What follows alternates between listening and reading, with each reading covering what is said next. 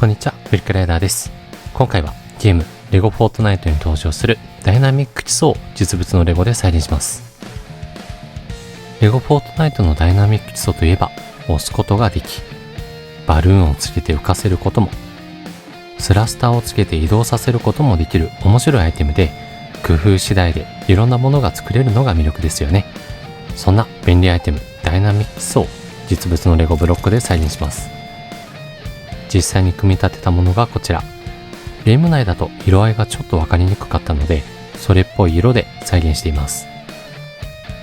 外から見える箇所は忠実に再現したかったので、可能な限りゲーム内と同じ大きさのパーツを使って再現しました。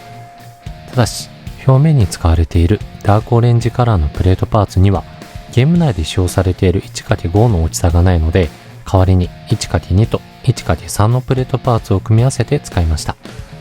隅に使われている 1×1 のラウンドパーツについては、穴が開いているタイプのものかと思ったので手に入れたのですが、実はこのパーツ、過去1セットにしか入っていない激レアパーツなので、とんでもない価格で売買されています。こだわりがなければ手に入れやすい穴が開いていないラウンドパーツを使うのがおすすめです。外から見えない中の構造の再現はわけわかんないので諦めました。ダイナミック基礎はゲーム内だと簡単に押せるくらい軽そうなイメージがありますが、実際に組み立てると結構重量があります。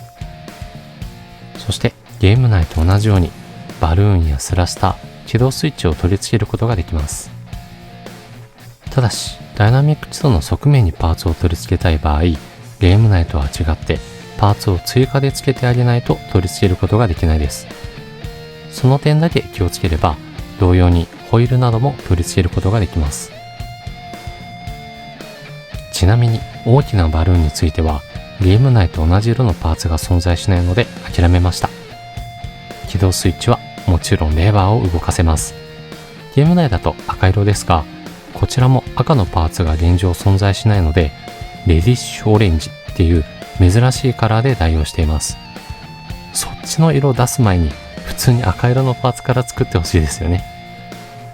レゴフォートナイトの動物アイテムをこれまでいろいろ作りましたが、ダイナミック基礎が一番存在感があって僕のお気に入りです。使用したパーツはこちら。先ほどご紹介したラウンドパーツがズバ抜けて入手しづらく、あとはこの黄色と黒のプリントパーツもやや手に入れにくいかと思います。ブリックライダーのメルカリショップスでの取り扱いは現在検討中です。気になる方はぜひちょくちょく覗きに来てください。組み立て方はこんな感じです。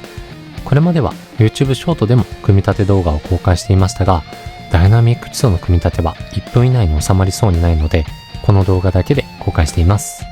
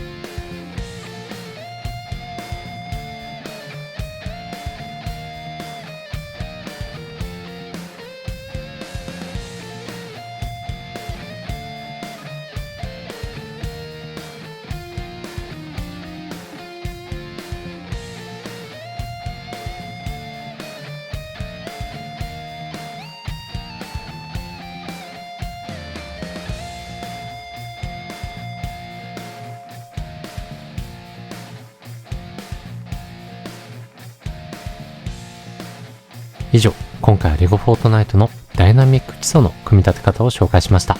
いろいろ遊べて楽しいので、皆さんもぜひ作ってみてくださいね。ご視聴ありがとうございました。気に入っていただけましたら、高評価、チャンネル登録をよろしくお願いします。